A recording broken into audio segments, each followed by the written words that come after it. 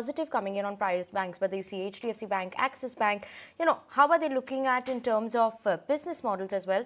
Let's bring on board our guests for today. We have Kunal Bothra as well as Avinash Gorakshakar joining in with us today. Good morning, and thank you so much, both of you all, for joining with us on the show today. Kunal, I'm going to come to you in terms of talking about charts firstly of these private banks. Before also on the show, you have a couple of times spoken about private banks. You have been quite positive on some of them names as well. How are you seeing overall the story play out for private banks? What are you specifically looking at in terms of the banking space, private banking space? Which is the one that you would look at?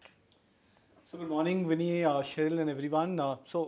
My sense is that on the private sector banks, there are two outlooks which we have to look out for. One is the most recent one, that's from the YTD basis, how the charts have panned out. So as you can see that Axis Bank was one of the few stocks which on a YTD basis had a period of outperformance for the first couple of months of 2022, but then the stock has gone to a correction phase.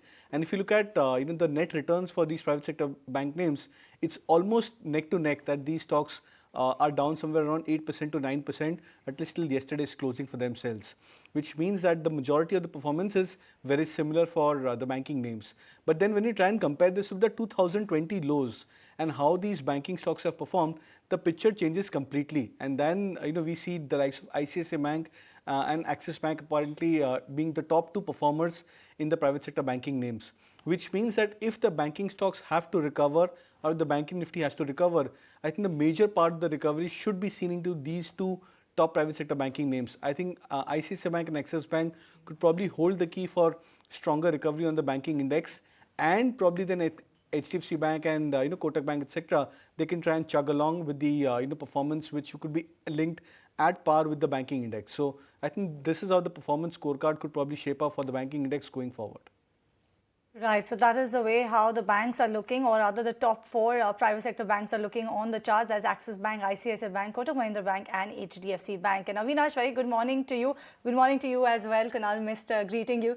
But Avinash, there are these top four private sector banks, right? And it is also a good sector or good zone to be in. But how can one actually choose which of these private sector banks actually stand out, be it HDFC Bank or ICICI Bank, Axis Bank, as well as Kotak Mahindra Bank? There are a choice of plenty, but how should one actually look at these counters when it comes to fundamentals? Good morning, Cheryl, and good morning, Vinny. I think clearly, all the four banks which you mentioned in the private banking space are definitely poised for stronger growth ahead. But if you see the positioning of the banks, I think Kotak is a relatively smaller player as compared to HDFC or an ICICI Bank or an Axis Bank. Most importantly, Axis Bank has got a smaller balance sheet as compared to HDFC Bank. But in terms of the return on assets, return on equity, as well as the NIMs, HDFC Bank scores definitely better.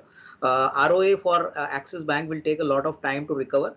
But as far as ICICI Bank is concerned, I think we find it to be the most attractive because recently in the analyst meet day, they clearly commented that they are now poised to become a fintech bank. And digital is going to play a very important role. So I think investors should look at banks which have got a diversified kind of a business mix, both retail, corporate, as well as other businesses like insurance, broking, general insurance, life insurance. So I think that definitely ICICI Bank covers it pretty well. In terms of the valuations also, I would believe that ICICI Bank looks pretty attractive considering that the loan book growth, the deposit growth has been very robust. And most importantly, for all these private sector banks, the credit growth cycle is now in a very uptick stage. In fact, we are now seeing credit growth of almost double digits, which eventually means that corporate capex is also going to get geared up. So I think if one were to choose amongst all the four banks at the current juncture, I would prefer ICICI Bank.